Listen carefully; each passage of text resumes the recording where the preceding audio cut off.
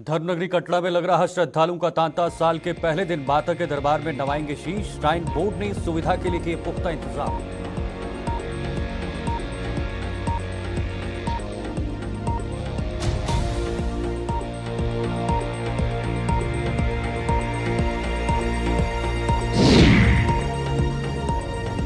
Jammu traffic police ने जारी की एडवाइजरी। शराब पीकर गाड़ी चलाने वालों पर कसेगा शिकंजा। स्टंटबाजों पर भी नकेल कसने के लिए किए इंतजाम।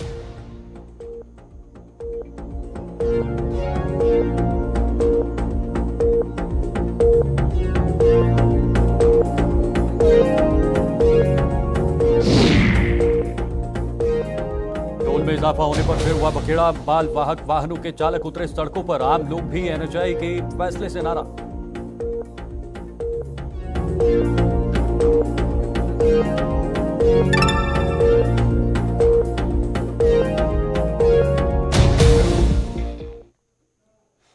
नमस्कार, गुलिस्तान न्यूज देख रहे हैं आप और जम्मू कश्मीर के इस खास बुलेटिन के साथ मैं शीतल शर्मा। शुरुआत कुछ अहम खबरों से करेंगे।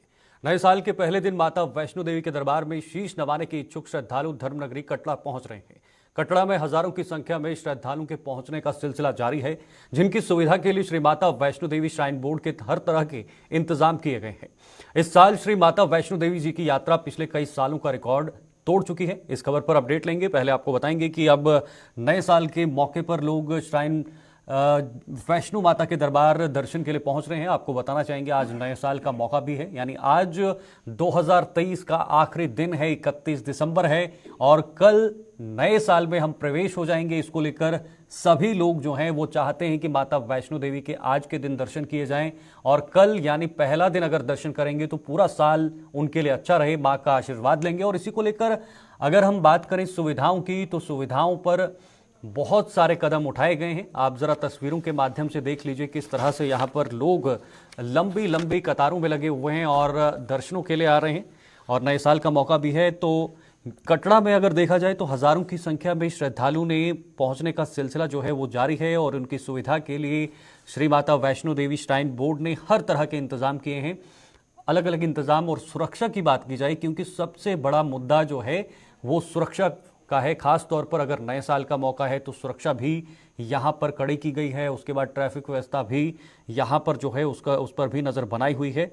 और आपको ये भी एक खास बात बताना चाहेंगे कि श्री माता वैष्णो देवी जी की यात्रा जो है वो पिछले कई सालों का रिकॉर्ड भी तोड़ चुकी है। यानी आखिरी बार 2011 या 12 में जो है वो इतने श्रद्धालु पहुंचे थे, उसके बाद श्रद्धालुओं में कमी आई थी, लेकिन लगभग 10 से 11 साल का रिकॉर्ड जो है यहाँ पर फिलहाल के लिए टूटते हुए नजर आ रहा है और श्रद्धालुओं का सिलसिला लगातार जारी है। आज आखिरी दिन भी श्रद्धालुओं की भीड़ लगी हुई है और इसी कड़ी में अब सभी श्रद्धालु चाहते हैं कि वो आज माँ वैष्णो देवी के दरबार में पहुंचे, वहां पर शीश नवाएं, वहां पर दर्शन करें और खास तौर पर माता वैष्णो देवी से आशीर्वाद लें और अपनी मुरादें उनके सामने रखें और पूरे साल की कामना करें कि यह 2024 का साल जो है सभी लोगों के लिए कुशल मंगल हो, सभी लोगों के लिए बहुत खास हो और अलग अलग तरीके की चीज़ें या फिर जो सफलता चाहता है, जो चाहता है कि उसे कोई सफलता मिले, तो उसके लेकर कहीं ना कहीं श्रद्धालु ये अपनी मन्नतें भी मांगते हैं। तो फिलहाल श्राइन बोर्ड की तरफ से तमाम तरह की सुविधाएं, तमाम तरह की व्यवस्थाएं वहाँ पर रखी गई हैं। किसी प्रकार की कोई दिक्कत यात्रियों को ना हो, कोई इस तरह की चीज़ें ना हो जिससे यात्रियों को कोई दिक्कत हो या होने की संभावना हो। हालांकि पूरे साल की बात करें तो पूरे साल प्रशासन, श्राइन बोर्ड की तरफ से कड़े इंतजाम रखे गए थे और सुरक्षा व्यवस्था हो या बाकी अन्य चीज़ें हो, तमाम तरीकों की चीज़ों पर जो है वो नज़र प्रशासन की तरफ से रखी गई थी।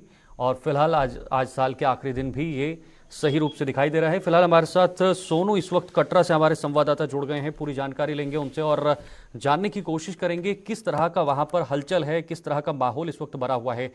सोनू, किस तरह की तस्वीर निकल कर आ रही है कटरा से?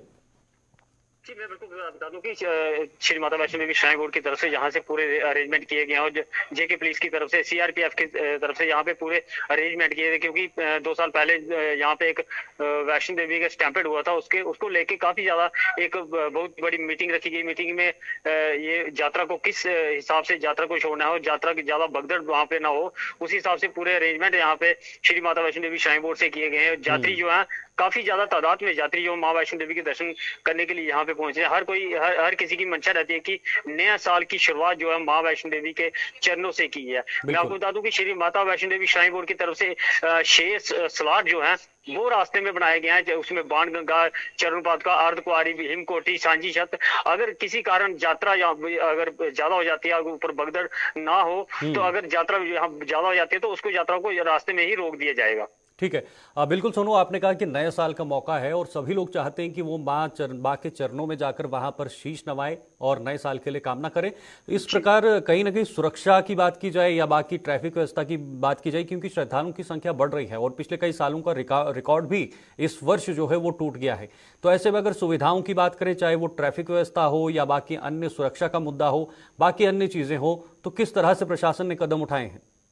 जी बिल्कुल, मैंने आपको पहले बताया कि यहाँ पे एक जो 31 है, इससे पहले एक हफ्ता पहले यहाँ पे एक मीटिंग हुई थी जिसमें सारी एजेंसी से, चाहे जेके पुलिस हो, चाहे सीआरपीएफ हो, और भी काफी ज्यादा एजेंसी यहाँ पे Shri Mata Vaishno Devi shrine board office में यहाँ पे एक बैठक हुई। जिस तरह से यात्रा को सहूलत देनी है, किस तरह से यात्रा को अरेंजमेंट करनी है, वो सारी एक बैठक हुई जो काफी ज्यादा पुख्ता इंतजाम है। सिक्योरिटी की बात करूं तो चप्पे चप्पे पे सिक्योरिटी तैनात है और सीसीटीवी कैमरे की भी मदद यहाँ पे ली जा रही है। डॉग स्क्वाड की बात करूं तो जगह जगह डॉग स्क्वाड भी यहाँ पे अपनी उसकी मदद से भी यहाँ पे काम किया जा रहा है। और यहाँ पे जगह जगह चेकिंग, चाहे वो बाण गंगा हो, चाहे अर्धकुंवारी हो, जगह जगह पे चेकिंग यहाँ पे की जा रही है। और सबसे बड़ी बात जो है, यहाँ पे जो RFID कार्ड है उसको लेके यहाँ पे क्योंकि कई लोग ऐसे हैं कि पुराने ID कार्ड यहाँ पे लेके जाते थे, मगर श्री माता वैष्णो देवी श्राइन बोर्ड की तरफ से आज जो RFID कार्ड है उसमें एक स्पेशल स्टिकर यहाँ पे लगाया गया। जो RFID कार्ड के ऊपर, जिसके ऊपर स्टिकर लगा होगा, उसी को माँ वैष्णो देवी में जाने की अनुमति दी जाएगी। ठीक है, बहुत बहुत शुक्रिया आपका सोनू, तमाम जानकारी साझा करने के लिए। हमारे साथ सोनू कटड़ा से जुड़े हुए थे, जिन्होंने पूरी तरीके से ये बताया कि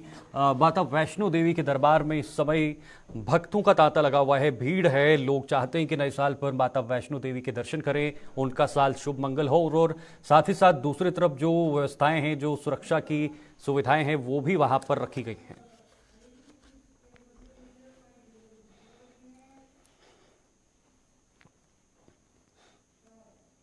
साल के अंतिम दिन यानी आज 31 दिसंबर को लेकर जम्मू में जहां सुरक्षा बढ़ा दी गई है, वहीं ट्रैफिक पुलिस ने भी लोगों के लिए एडवाइजरी जारी कर दी है।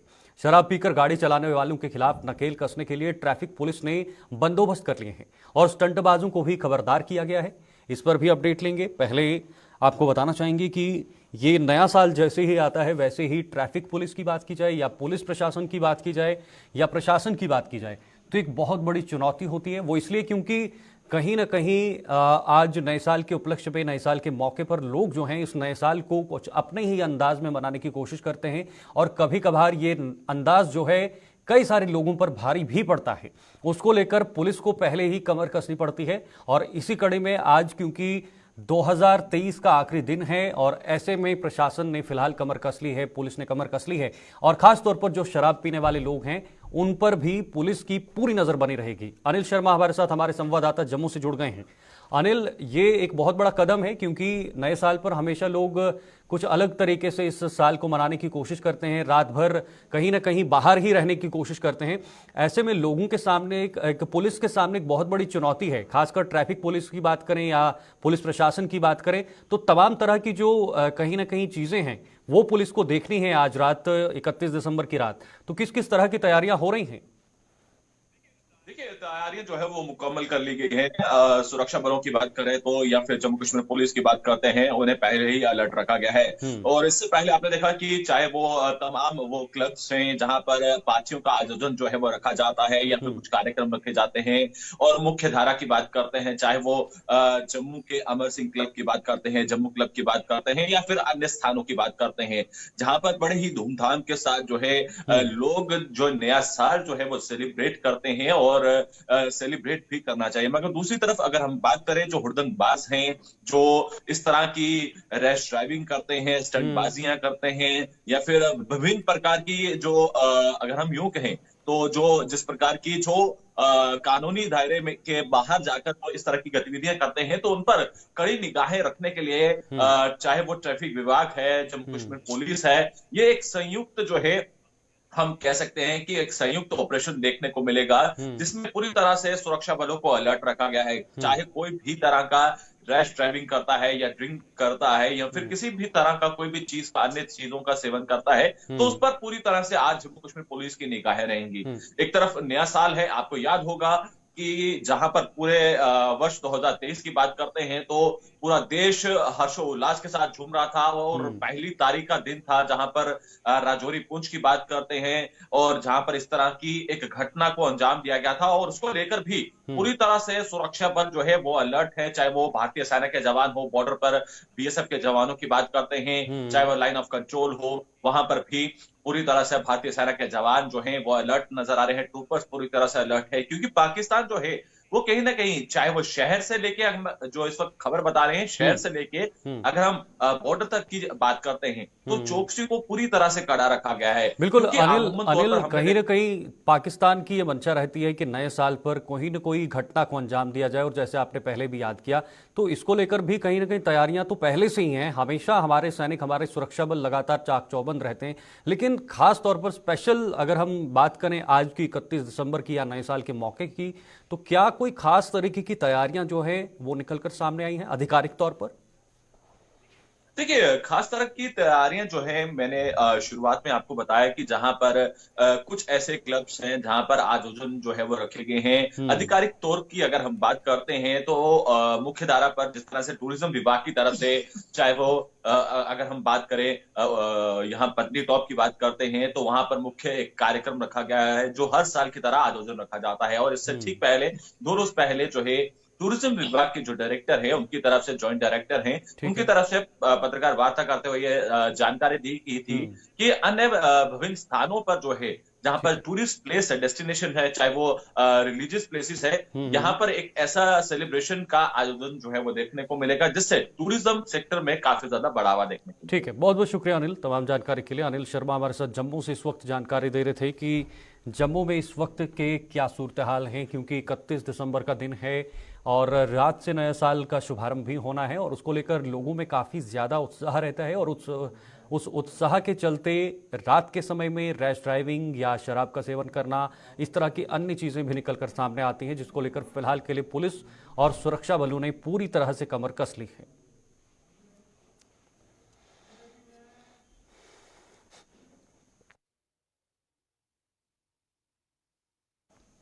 तो वही national highway authority of India द्वारा टोल में इजाफा किए जाने पर एक बार फिर बखेड़ा हो रहा है। चिनैनी राष्ट्रीय टनल से रामबन से उधमपुर और उधमपुर से रामबन जिले के लिए रोजाना आने जाने वाले मालवाहक वाहनों के चालक व आम लोग भी national highway authority of India के इस फैसले के खिलाफ लामबंद हो गए हैं। लोगों ने आज चिनैनी राष्ट्रीय टनल के बाहर धरना प्रदर्शन कर इस फैसले को वापस लेने की मांग की है। तो चलिए आपको बताते हैं एक और यहाँ पर जो टोल का इजाफा हुआ है उसको लेकर लोगों में रोष दिखाई दे रहा है और आपको बताना चाहेंगे कि national highway authority of India द्वारा टोल में जो इजाफा किया गया है, जो बढ़ोतरी की गई है, उस पर एक बार फिर से बखेड़ा देखने को मिल रहा है। और चिनैनी नाशरी टनल की बात करें, चिनैनी नाशरी टनल से जो रामबन या रामबन से उधमपुर और उधमपुर से रामबन जिले के लिए जो रोजाना आने जाने वाले लोग हैं या जो मालवाहक वाहन हैं, चालक हैं, वो आम लोग भी कहीं ना कहीं national highway authority of India के इस फैसले के खिलाफ लामबंद हो गए हैं और काफ़ी ज़्यादा गुस्से का भी इजहार हो रहा है। नदीम हमारे साथ रामबन से हमारे सहयोगी जुड़ गए हैं। नदीम, एक और टोल में यहाँ पर बढ़ोतरी की गई है और जाहिर सी बात है टोल में बढ़ोतरी होगी और आम लोगों को तो दिक्कतें होनी ही होनी है। इसी के चलते किस तरह का आक्रोश लोगों में देखने को मिल रहा है? जी बिल्कुल शीतल, देखिए जिस तरह से हम देख रहे हैं, क्योंकि पिछले एक हफ्ते से हम देख रहे हैं कि चिनैनी नासिर टनल पर कहीं न कहीं लोगों के ऐतराजात आ रहे हैं, ड्राइवर्स के ऐतराजात आ रहे हैं और जो ट्रांसपोर्ट यूनियन है उनके भी ऐतराजात है। जब टोल 100% बढ़ा दिया है, रवा माह की हम बात करें तो 23 की डेट में एक ऑर्डर आता है जिसमें 100% जो है टोल बढ़ा दिया जाता है और अब कहीं न कहीं लोग ऐतराज करते हुए नजर आ रहे हैं, जिसमें हम देखिए क्योंकि एक तरफ अगर टोल बढ़ाया है तो इसमें डोडा और किश्तवाड़ वाले लोगों को भी इंक्लूड किया गया है। हालांकि जब वो चिनैनी नासिर टनल क्रॉस करते हैं तो उसके बाद उन्हें डायवर्जन लेके डोडा किश्तवाड़ हाईवे पर निकलना है, तो उन पर ये टोल जाहिर सी बात है कहीं ना कहीं परेशानी का बाइस है और ज्यादती है। दूसरी तरफ हम उन लोगों की बात करें जिन्हें रामबन की तरफ आना है, जिन्हें बानिहाल की तरफ निकलना है, लेकिन जब आप बानिहाल या रामबन की तरफ आएंगे तो जब आप जैसे ही आप नासिर टनल से बाहर निकलेंगे तो नासिरी आपके पास ऐसा मकाम है जहां पर सिंगल क्रॉसिंग है, ट्रैफिक जाम रहता है। ढलवास हमारे पास ऐसा मकाम है जहां पर रोड सरफेस बेहतर नहीं है। पीड़ा की टनल हमारे पास जरूर बनाई गई है लेकिन सिंगल ट्यूब में दोनों अतराफ से गाड़ियां चलती है। मिहाड़ के पास में हमारे पास रोड का लगभग 1 किलोमीटर से ज्यादा का स्ट्रेच है जो खराब है, जहां पर मूवमेंट काफी स्लो रहती है। अगर जितनी भी टनल्स की हम बात करें, चाहे वो हमारे पास मारूग की टनल है, केला मोड़ की टनल है, T2, T3, पंथियाल, खूनी नाला, और जो नई टनल बनाई है अब की डेट में, जो टनल बानिहाल शेरबीबी शालगढ़ी के पास में है, उस टनल में भी सिंगल क्रॉसिंग है। तो कहीं ना कहीं अगर आप टोल इतना ज्यादा ले रहे हैं तो लोगों का यही कहना है कि जनाब आप सरफेस भी इस तरह की दीजिएगा, क्योंकि टोल पर एक तरफ जाम तो ठीक है जनाब, लेकिन रोड पे भी जाम लगता है, हाईवे पर मुख्तलिफ मकामात पर जाम लगता है। जहां 23 की डेट पे ऑर्डर निकला तो 24 की डेट पे हमने देखा कि हिंगनी रामसू के मकाम पर रोड ही ढह गई। तो लोग पूरे पूरे दिन अगर हाईवे पर रहे तो फिर टोल देने का मतलब हुआ क्या? अब लोगों का यही कहना है, क्योंकि हमने देखा कि लोग एहतजाज भी कर रहे हैं, और एहतजाज इसलिए कर रहे हैं कि जनाब आप टोल ठीक है, आप टोल लीजिएगा लेकिन सरफेस दीजिएगा। डोडा, किश्तवाड़ और बटोत के लोगों को आपने इसमें इंक्लूड किया है, तो आप बताइए हम आपके हाईवे पर ट्रैवल ही कितना करते हैं? नाशी टनल से बाहर आए, जिसका पहले से ही वो टोल पे कर रहे हैं, लेकिन अब डबल टोल पे कर रहे हैं। नाशी चनैनी टनल से बाहर निकले और बटोत और किश्तवाड़ के लोगों ने डाइवर्जन लिया, तो फिर उनसे टोल क्यों? तो ये तमाम चीजें लोगों की डिमांड्स है कि जनाब कुछ परसेंटेज जो है इजाफा करें, लेकिन डोडा, किश्तवाड़ और बटोत के लोगों को आप इससे बाहर करें। और डिस्ट्रिक्ट रामबन जो डिस्ट्रिक्ट हेडक्वार्टर की तरफ आ रहे हैं, लगभग 20 किलोमीटर के दायरे हदूद के अंदर जो लोग रिहाइश पजीर है, वो कहीं ना कहीं टोल में जो है रियायत दी जाए। और यही नदीम, लोग जो है डिमांड क्या इन लोगों ने, क्या ये लोग अब बड़े स्तर पर आवाज उठाने की कोशिश करेंगे? क्या कोई समूह या कोई संगठन या कोई राजनीतिक पार्टियां भी इनके पक्ष में आएंगी, सपोर्ट में आएंगी? आपको लगता है कि ये आवाज जो है वो बड़े स्तर तक पहुंच पाएगी?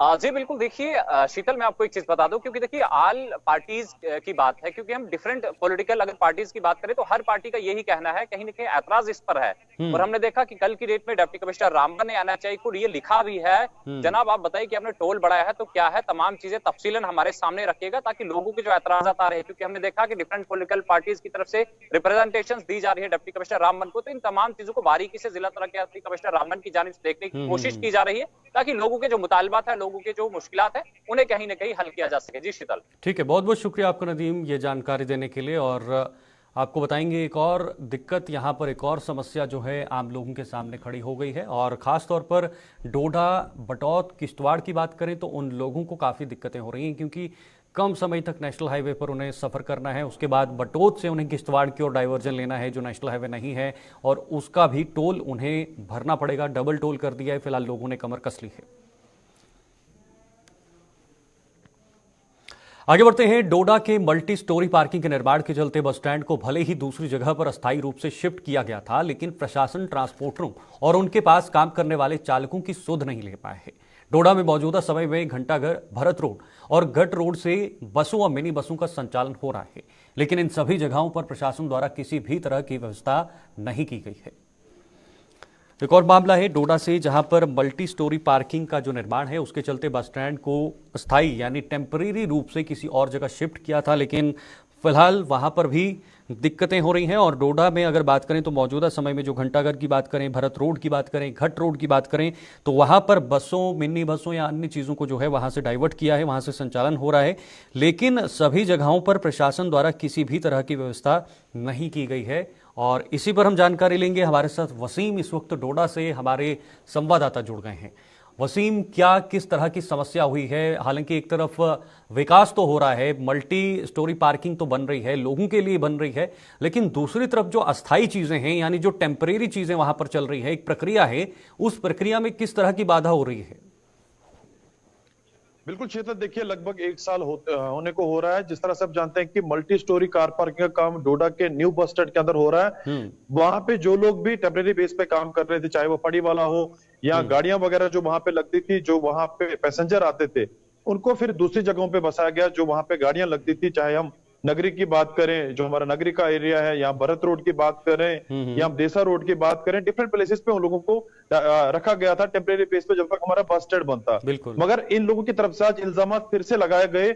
ये कल का वाका है, कल ये लोग फिर से मीडिया के सामने, जिस तरह से उन्होंने बताया कि एडमिनिस्ट्रेशन ने हमारे साथ वादा जरूर किया था, पहले जो डिप्टी कमिश्नर हुआ करते थे उनकी तरफ से वादा किया गया था, ये बताया गया था कि आपको वहां पे वॉशरूम्स दिए जाएंगे, वहां पे पानी की फैसिलिटीज होगी। मगर आज की डेट में लोग सफर हो रहे हैं, लोग परेशान हो रहे हैं। वादा जरूर किया गया था, मगर कंसर्न महकमे के लोग उनके जो वादे हैं जमीनी सतह पे फेल होते हुए साबित हो रहे हैं। लोगों की तरफ से ये भी बताया गया कि जो हमारी फैसिलिटीज है वो पूरी नहीं की जा रही है, आने वाले टाइम में हम लोग प्रदर्शन करेंगे। उसके जिम्मेवार यहाँ के एडमिनिस्ट्रेशन और खास करके जो कंसर्न महकमे के लोग हैं, जैसे म्युनिसिपल काउंसिल का है, ARTO ऑफिस के लोग हैं, जिन्होंने बहुत बड़े बड़े वादे किए गए थे।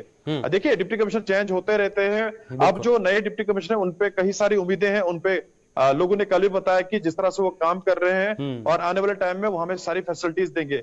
सवाल वही है कि बुजुर्ग लोग, बच्चे, महिलाएं वो कहां जाएंगी आज की डेट की। अगर हम बात करें वॉशरूम जिस तरह से नहीं है, वादे म्युनिसिपल काउंसिल कई सारे कर रही है मगर जमीनी सतह पे वो खोखले साबित हो रहे हैं। जी शीतल, बिल्कुल आपने कहा कि डिप्टी कमिश्नर तो बदलते हैं, चेंज होते रहते हैं और वही डोडा में हुआ है, लेकिन सवाल ये है कि ये कार्य होगा कब? क्या उनके जहन में इस बात को पहुंचाया गया है या नहीं?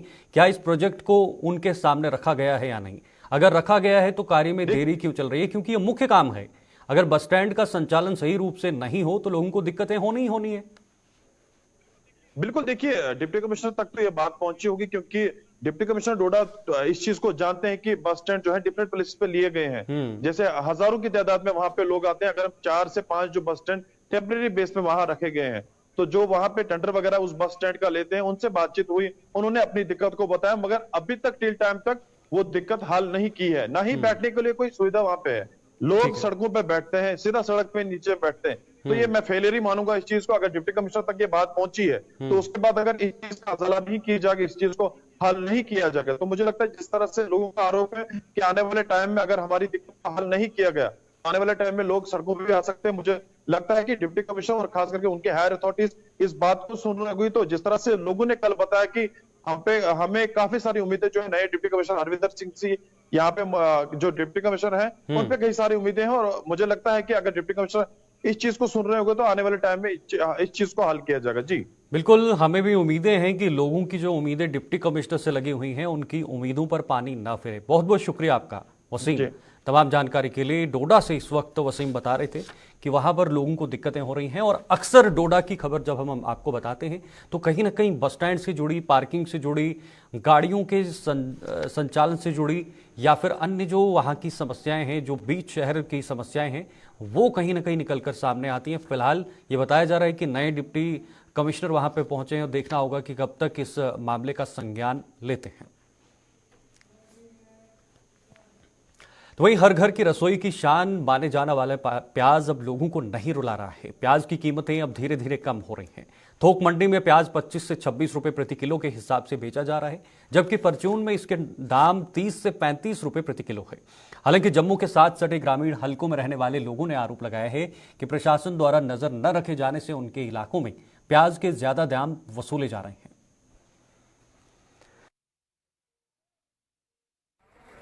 अभी नई फसलें जो है हर जगह निकल चुकी हैं, तो प्याज जो है अभी धीरे धीरे रेट जो है नीचे आ रहा है। क्या रेट आ रहा है अभी? रेट अभी जो मार्केट में प्याज, अच्छा वाला प्याज बिक रहा है 25-26 रुपये किलो, और मार्केट में मेरे ख्याल 30-32-35 रुपये किलो होना चाहिए। तो बाकी प्याज जो है इस साल क्रॉप अच्छी है और प्याज की महंगाई की संभावना कोई नहीं। और दूसरा, सेंट्रल सरकार ने जो प्रतिबंध लगाया था एक्सपोर्ट के ऊपर, उसकी वजह से भी प्याज के जो भाव है वो कम है। देश की जनता को कम रेटों में प्याज मिले, ये सरकार की पूरी कोशिश रही और प्याज को महंगा नहीं होने दिया। प्याज क्या, बाकी भी चीज़ें जो है कि काफ़ी फर्क रहा, उसमें महंगी नहीं होने दी। कि सेंटर का ये पूरा एक इस पर नज़र रहा, फोकस रहा कि कहीं जो स्टॉकिस्ट हैं, ब्लैक मेलर हैं, वो कहीं स्टॉक करके प्याज का भाव ऊंचा ना ले जाएं। इसीलिए इन्होंने बाहर से, अफगानिस्तान से, इजिप्ट से और कई मुल्कों से प्याज इंपोर्ट किया। उसकी वजह से प्याज के जो रेट थे वो एक जगह सामान्य रुक गए और रेट हाई लेवल पे नहीं गए। मैंने बहुत दफ़ा ये कहा है कि जो कंसर्निंग डिपार्टमेंट है वो बाजार में चेक करें कि अगर एक चीज़ मार्केट के अंदर 25 रुपये किलो है, मार्केट में 50 क्यों है। मंडी में 20-22 रुपये किलो प्याज है, तो पिंडों में अजे भी वो 40 तो थले नहीं देंगे पे, तो गरीब जो बेचारा लटोई जाता पाया। गौरमेंट ने ऐसा इन्हों पर एक्शन लेना चाहिए, आन के कोई ऐसी टीम घल्लनी चाहिए है जी दुकानों पर आन के पता करके तो छापा मारना चाहिए इन्हों, क्योंकि गरीब बंदा तो बेचारा जो जिमीदार ने वो तो लटोआ देने। ਕੋਈ ਪੁੱਛਦਾ ਨਹੀਂ, ਕੋਈ ਲੈਣੀ ਨਹੀਂ ਦੇਣੀ ਨਹੀਂ, ਆਪਣਾ ਹੀ ਰੇਟ ਲਾਉਂਦੇ ਨੇ ਉਹ। ਤੇ ਗਵਰਨਮੈਂਟ ਅੱਗੇ ਅਸੀਂ ਉਹ ਅਰਜ਼ ਕਰਨੇ ਆ ਬੜੀ ਮਿਹਰਬਾਨੀ ਕਰਕੇ ਤੇ ਇਹਨਾਂ ਤੇ ਐਕਸ਼ਨ ਲੈਣਾ ਚਾਹੀਦਾ ਕੋਈ ਨਾ ਕੋਈ। ਜੇ ਸਬਜ਼ੀ ਵੀ ਹੈ ਚਲੋ ਸਬਜ਼ੀ ਤੇ ਕੋਈ 10 ਰੁਪਏ ਚਲੋ ਸਸਤੀ ਵੀ ਹੈ, ਪਰ ਫਿਰ ਵੀ ਸਾਨੂੰ ਉਹੀ ਰੇਟ ਲਾਉਂਦੇ ਨੇ ਜਿਹੜਾ ਲਾਣਾ ਉਹਨਾਂ ਨੇ। ਮੰਡੀ 'ਚ ਤਾਂ ਮੁਫਤ ਚੁੱਕਦੇ ਨੇ ਜ਼ਿਮੀਂਦਾਰਾਂ ਕੋਲੋਂ ਤੇ ਇੱਥੇ ਆਣ ਕੇ ਲਾਂਗੇ ਲਾਉਂਦੇ ਨੇ ਲੋਕਾਂ ਦੇ। ਇਹ ਪਿਆਜ਼ ਦੇ ਉੱਤੇ ਜਾਂ ਹੋਰ ਵੀ ਜਿਹੜੀਆਂ ਚੀਜ਼ਾਂ ਨੇ ਉਹਦੇ ਉੱਤੇ ਕੋਈ ਚੈੱਕਅਪ ਕਰਨਾ ਚਾਹੀਦਾ ਹੈ ਵੀ ਮਾਰਕੀਟ ਵਿੱਚ ਅਗਰ ਮੰਡੀ ਵਿੱਚ ਚੀਜ਼ 20 ਰੁਪਏ ਕਿਲੋ ਪਿਆਜ਼ ਆਉਂਦਾ ਪਿਆ ਤੇ ਬਾਹਰ ਜਾਣੀ ਕਿ ਗਰਾਂ ਦੇ ਵਿੱਚ ਜਿਹੜਾ ਪਿਆਜ਼ ਉਹ ਅਜੇ ਵੀ 40 ਰੁਪਏ ਕਿਲੋ ਵਿਕਦਾ ਪਿਆ, 35 ਰੁਪਏ ਕਿਲੋ ਵਿਕਦਾ ਪਿਆ, 40 ਰੁਪਏ ਕਿਲੋ ਵਿਕਦਾ ਪਿਆ, ਜਦ ਕਿ ਉਹ ਪਿਆਜ਼ ਹੈ ਜਿਹੜਾ 25 ਔਰ 28 ਦੇ ਵਿੱਚ ਹੋਣਾ ਚਾਹੀਦਾ।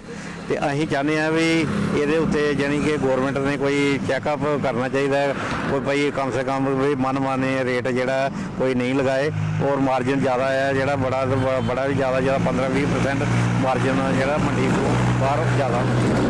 ਅਸੀਂ ਕਹਿੰਦੇ ਆ ਵੀ ਸਰਕਾਰ ਅੱਗੇ ਅਪੀਲ ਕਰਨੇ ਆ ਵੀ ਇਹ ਜਿਹੜੇ ਫੇਰੀਆਂ ਵਾਲੇ ਨੇ ਜਿਹੜੇ ਲੋਕਲ ਨਾ ਲੋਕ ਆਪਣੀ ਮਨਮਰਜ਼ੀ ਦਾ ਰੇਟ ਲੈਂਦੇ ਪਏ, ਲੋਕਾਂ ਨੂੰ ਲੁੱਟ ਖਸੁੱਟ ਪਾਈ ਦੀ ਹੈ ਤੇ ਇਹਦੇ ਕੋਲੋਂ ਬਚਣ ਵਾਸਤੇ ਇੱਕੋ ਤਰੀਕਾ ਹੈ ਵੀ ਸਰਕਾਰੀ ਜਾਣੀ ਕਿ ਡਿਪਾਰਟਮੈਂਟ ਕੋਈ ਇਹਨਾਂ ਨੂੰ ਚੈੱਕਅਪ ਕਰੇ ਵੀ ਇਹ ਪਿਆਜ਼ ਕਿੰਨੇ ਦਾ, ਗੋਭੀ ਕਿੰਨੇ ਦੀ ਹੈ, ਆਲੂ ਕਿੰਨੇ ਦਾ, ਜੇ ਜੋ ਵੀ ਰੇਟ ਹੈ ਉਹਦੇ ਮੁਨਾਸਬ ਰੇਟ होने चाहिए।